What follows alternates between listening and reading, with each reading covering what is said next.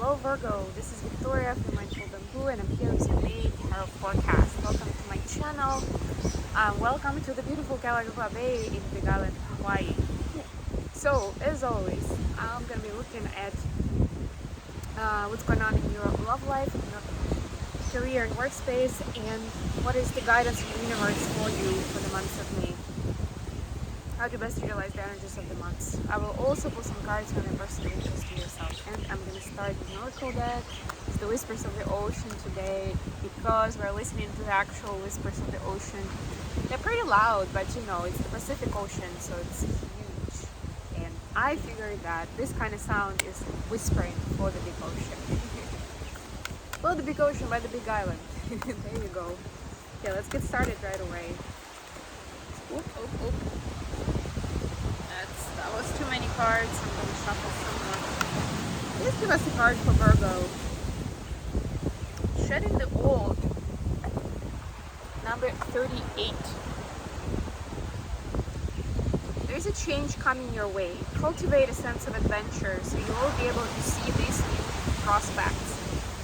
Right? So be ready for that adventure so that you don't miss it. And also that you are open-minded towards it. You don't see it because a lot of times when something new comes into our life, you know, life-changing moments, we get scared. Our brain is reactive to it. It's like, I don't get it, so I don't like it. It must be scary. We don't want that, right? So just be more, prepare yourself for that if you need to, right?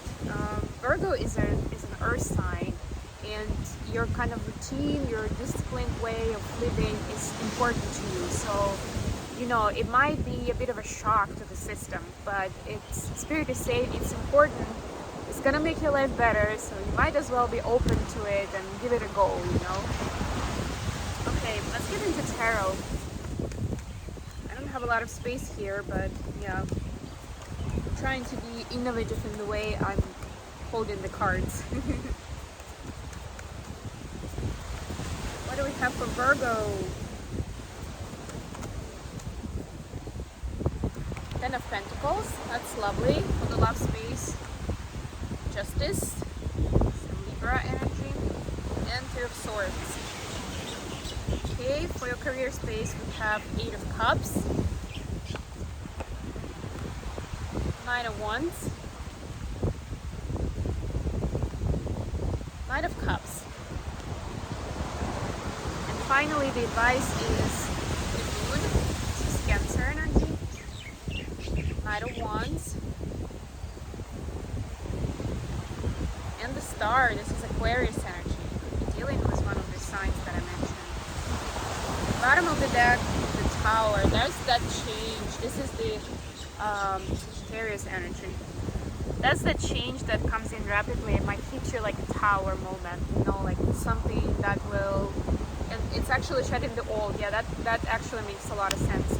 You know, like just removing the old stuff that you don't need and bringing something else in your reality, into your reality that you never thought that you would be interested in, or that would work for you, or that would bring you profits or whatever, right? Like, and it's just whoop, it's there. You're like, oh, how did I not think about it before? So let's start with your love situation. Yeah, a lot of good stuff here. This Justice energy is bringing in certain balance. We actually saw that in the I was reading before Leo reading, but for work. For you, it's for your personal space. Libra is the one. Is first of all the negotiator. It's about finding compromise. It's about finding that middle ground, right? It's also balancing out different polarities, if you wish, right? And here we see the abundance, the family life, the lifestyle that you want.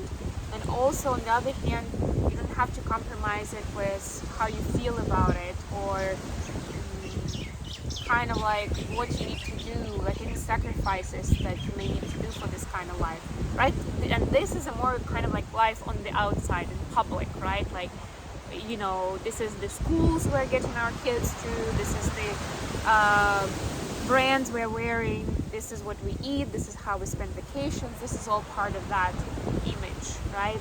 And this is the heart space. This is how you feel inside. You know, does it match like the outside life to how you feel about it inside? And is it a good match, right? That sort of idea. So Libra energy is helping you. Well, yeah, it is Libra actually. Justice energy is helping you bring those together and reconcile and see how they match and where they may not match necessarily. But I like that even where you will notice that they don't match, there is this sunny energy that is helping to heal the heart. So it doesn't mean that you have to reconfigure your life right away. It means that certain things just need deeper understanding, why they happened or why these things work and these things don't work for you, right? And you will get that understanding. Some changes will be required, but I don't see them happening right away here, or at least it's not requiring you to take action. Let's put it that way. Okay. For your career space, we have 8 of Cups, 9 of Wands, and 9 of Cups. Yeah, so certain things need to go in order for you to be able to express yourself freely with who you are and how you feel and what you have to bring to the table. Yes, Knight of Cups is mostly the knight that's expressing the feelings, that's delivering the message of love, of care, of emotion, right?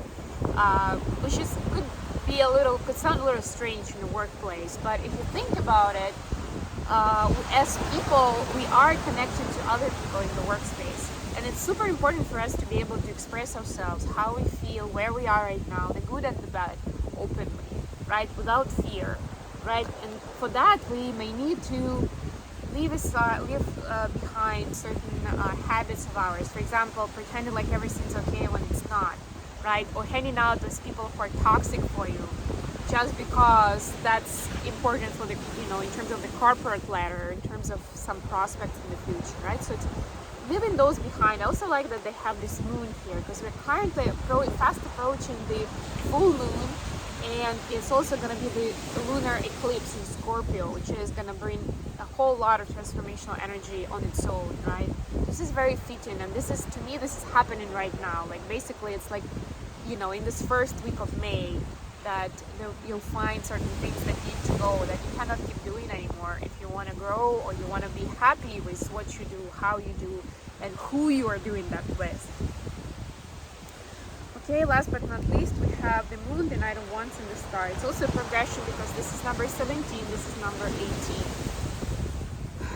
18. And you can see those are celestial bodies, so that are both appearing at night. So you're very much encouraged to study astrology and pay attention to personal astrology during this time, to see how it may help you and guide you in a certain way, right? Or how these upcoming events, astrological events, will be additionally impacting your energy, your space, right?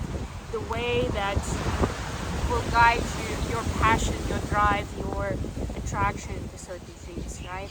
And it's good to follow your passion, yes. Sometimes we can mistake that voice of heart or intuition with the voice of ego. That's why it's still important to have a more conscious discernment, to be able to tell. And as you practice it more, it will come easier to you to see the difference, to be able to tell. But yeah, there is a little bit of that effort on your part, but these are major arcanas, which means, again, it makes sense, because when it comes to astrology, the stars, the planets, the moon, the sun, it's not something that we can control, right? But it's something for us to keep in mind. It's something for us to acknowledge, right? So here, it's not like you can, it's not like you can't do anything, but it's also not asking you to specifically take action.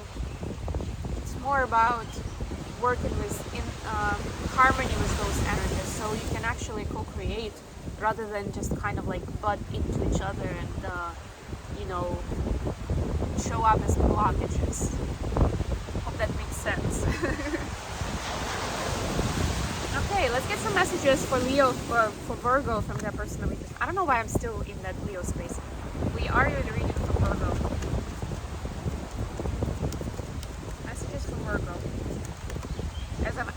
actually shuffling the Hermit deck, which is the Virgo energy. All right, gets a little bit windier now. I got it. So we have, I hope you'll wait for me.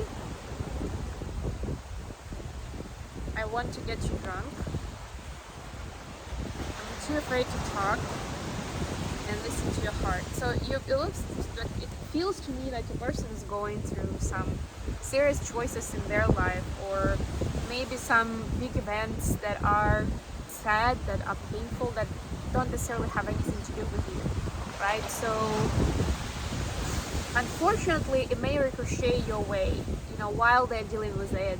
You know, I have this feeling of like the person being like all over the place emotionally, especially with the current energies. We're still in Mercury retrograde until May 14th. We are in this eclipse season, right? So it's hitting us all even more.